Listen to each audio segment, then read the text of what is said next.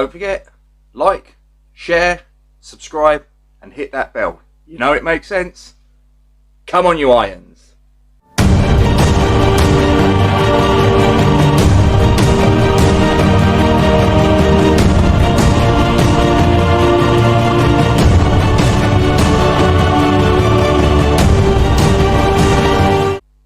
Good morning, good afternoon, good evening, good night. Whatever time of day it is, wherever you are watching this around the world, welcome to Falls from Iron. My name is Gatesy and I am your host. This is a follow-up to a stream that I put out on Saturday, which was charting the progress of the Reggae Boyz, the Jamaican national football team, in their quest to go to Qatar 2022. And also involving one of our own, our very own Michail Antonio. Now, Michail Antonio, in that match that took place on Saturday, which was against El Salvador, Michail Antonio scored in a 1-1 draw for the Reggae Boyz. And I said at the end of that, I would keep you posted with how the subsequent game went. Well, the subsequent game was, I recalled this Wednesday morning, and this took place a few hours ago. Sort of late Tuesday, early Wednesday morning, whatever. And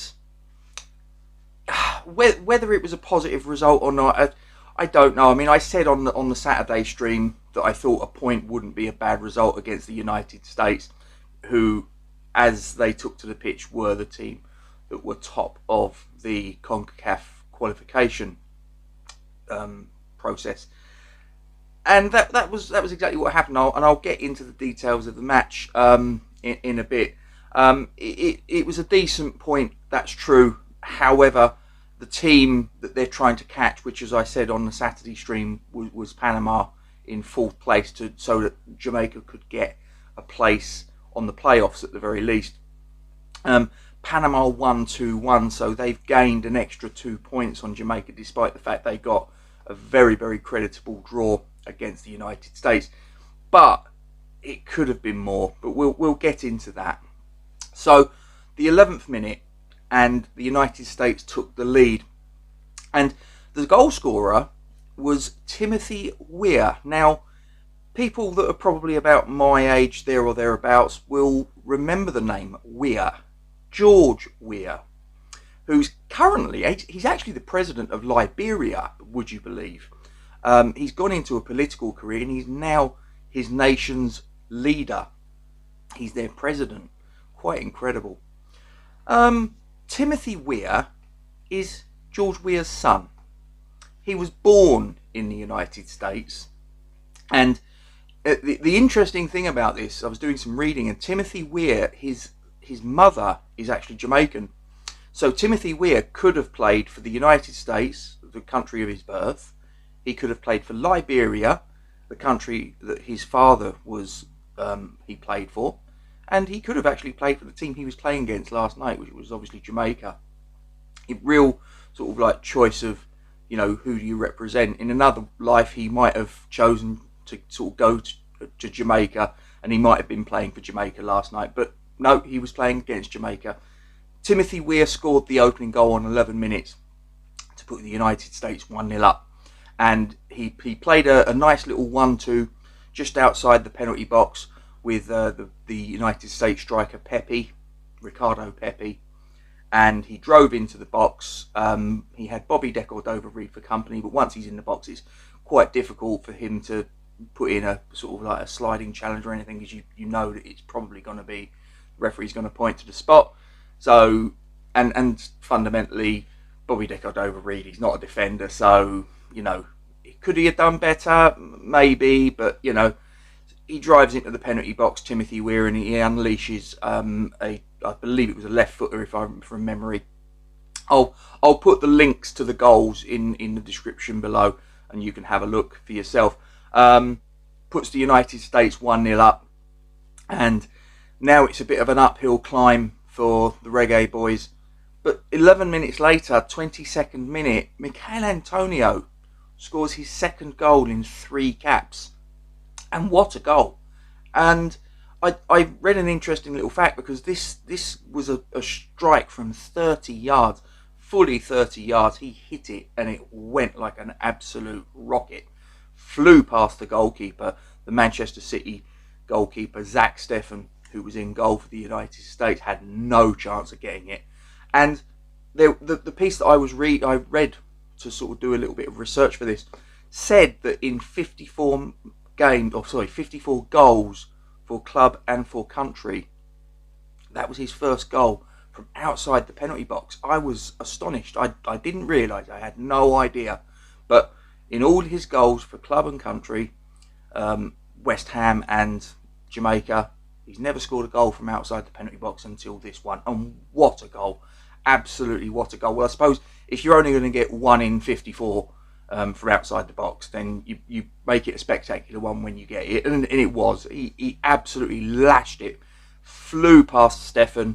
Like I say, you could have had Zach Steffen and the guy that was on the bench in goal, and neither one of them would have got near it. It was an absolute pile driver.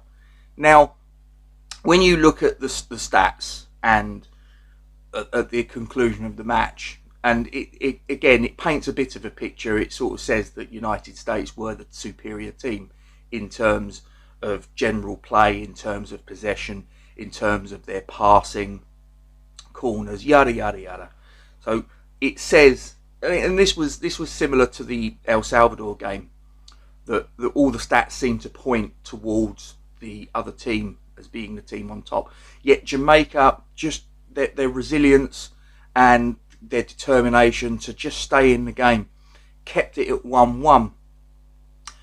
There was, however, a little bit of a sting in the tail, and this is my problem with the match, was that on the 84th minute there was a corner to Jamaica, and the ball was played in, and the header was goal bound, and it ends up in the back of the net, and Jamaica are 2-1 up. Or so you think. The referee blew, and he blew fairly quickly, and disallowed the goal because he deemed there to be a push on the United States defender as the goal was scored. And honestly, I've watched it several times, and I'm sitting there and I'm like, that would never have been a disallowed goal in the Premier League. No chance. And there's no VAR in the CONCACAF qualification process, none whatsoever.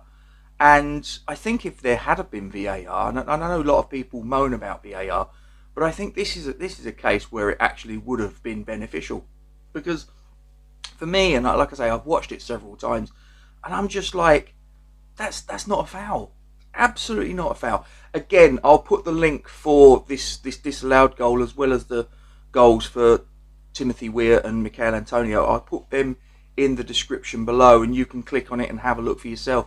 And again, comment sections below, as always, please let me know your thoughts. But I don't think in a million years, I don't think that goal should have been disallowed. Listen, there's going to be physical contact. It is a contact sport. I know that the powers that be are trying to eradicate that, but the defender has to be prepared to take a little bit of physical contact. Has to be. It's just, you're not going to play as a defender in international football and not get the occasional bit of contact from an opposition player. Now, obviously, there's a line. There has to be a line to say that, this is allowable and this is not. And I've watched it several times, and I just look at it and go, if that was, West Ham, and the goal was disallowed we scored the goal and that was disallowed in exactly the same circumstance, I'd go mad. I'd go absolutely mad. And at the same time, if that was West Ham defender that had the foul given against him, I'd be looking and going, well, we got away with that. We really did. I think it was really soft. And that was how the match stayed. It stayed 1-1. Now, Jamaica have actually been unbeaten now. I think it's 4 games, but 3 of them were draws. So, again, on one hand, you could look at it and go, well, they've gained a point against the team that is very likely going to be at the World Cup in Qatar and are one of the powerhouses of the CONCACAF region. So on the one side, you can take a positive out of that way. But the problem is that with the 2 points that have been dropped and the fact that the that they're trying to catch, which at the minute is the team in fourth, Panama, managed to get all three. That gap now, that was 5 points before the game started, is now 7 points, and there's now one game less to play. So, despite the fact that it was probably a very good result, it's the result elsewhere has made it more difficult. So, as I say, there's 6 games left, and the next game is January the 27th from memory, and it's against Mexico. So again, it's against one of the other heavy hitters in the CONCACAF region. And it's now getting to the stage where Jamaica, a draw, again, it's one of those, in isolation, a draw against a team like Mexico, you'd probably look at it and go, actually, that's not a bad result. But in the context of what they're trying to achieve, and that's qualification for the Qatar World Cup, we're now getting to the stage where a draw isn't good enough. A draw is absolutely not going to cut it, especially if the team that is in fourth that they're trying to catch gets all three. So now they're going to, even if you get the draw against Mexico, that team wins. Now the gap's up to 9 points, and you've now got 5 games left. See, it starts to become, a lot more of a distant dream. I'm still going to keep my hopes up. I'm still going to keep my fingers crossed that there's going to be, Jamaica are going to sort of find results some way, somehow. The addition of Michail Antonio. They played quite an attacking lineup yesterday. They played a 4-3-3, and the front three that started was Decordova-Reid, Leon Bailey, and Michail Antonio. And I looked at that and I thought, wow, they're really going for it. But as I say, they need to start turning draws into wins some way, somehow. Because as I say, time now, the clock is ticking on the qualification process. And like I say, I want to see Michail Antonio at the World Cup. I really do. I think it would be a tremendous opportunity for him, Jamaica as well. But, if I just sort of like concentrate on Michail Antonio, the West Ham player, for one moment, he's 31 years of age. By the time the World Cup rolls around, he'll be 32. So this is really his one and only chance, because the next World Cup he'll be 36. Chances of him still being involved in international football, maybe even football, in general, it becomes more of a distant prospect. So this is possibly his one and only chance, and I'd love to be able for him to do it. I mean, he's been, as far as West Ham's concerned, he's been a tremendous servant, and I'd love for him to be able to take to the pitch in a World Cup game. So, he can show his grandchildren photographs of him strutting his stuff and say, that was me, that was a World Cup game. I played at the top level in international football as well as domestic football. But as I say, it's now getting to the stage Jamaica need to turn draws into wins some way, somehow. And somehow they need to get it, and it's against Mexico in the next game after the New Year. So, as I say, I'm keeping my fingers crossed, but it's now starting to get really tricky, and it's starting to get more distant. As I say, they're now on 7 points, Jamaica. The team that's in fourth place, which is the playoff round, the lowest possible position you could get in, where you could possibly get to Qatar, is fourth place, as I said in the stream on Saturday, and they're now 7 points ahead, whereas before it was 5. The gap's increased by 2, and there's one game less to play. So there needs to be a fundamental improvement in results, and it's not about performances anymore. It's all about results. Doesn't matter if it's a scruffy 1-0 win in the 90th minute, where the shot hits the bar, hits the post, comes back off of the defender's face, hits the goalkeeper on the arse and flies in. Doesn't matter. It's all about getting 3 points now, by hook or by crook. I don't think that a 1-1 draw in the game against Mexico is really going to be enough. It might be a good result given the quality of the opposition, but this now is getting to a point where Jamaica need to start turning it into 3 points. However it happens, doesn't matter. But that's just my opinion.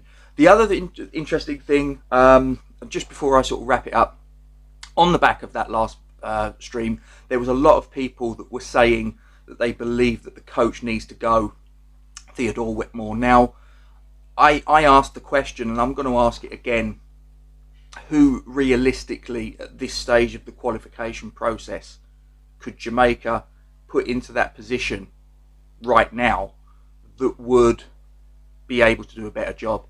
I think it's difficult. In the middle of a qualification process, I think you've got to go until the job's done, one way or the other. I don't think that realistically it's a great idea to do it now.